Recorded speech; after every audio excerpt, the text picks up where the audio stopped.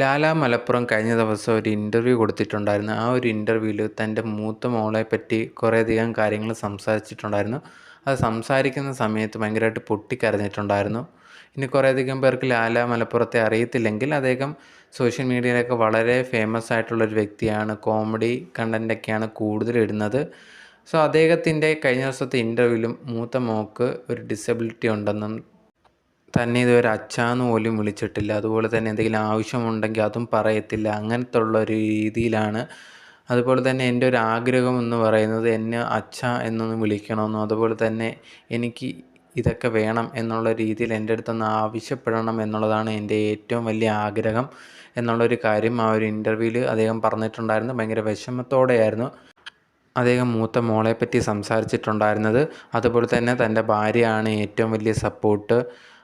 ഭാര്യ ഇല്ലായിരുന്നെങ്കിൽ ഇവിടേക്ക് എത്തുമോ എന്നുള്ളൊരു കാര്യത്തിൽ തന്നെ ഉറപ്പില്ല എന്നുള്ള രീതിയിൽ അദ്ദേഹം പറഞ്ഞിട്ടുണ്ടായിരുന്നു.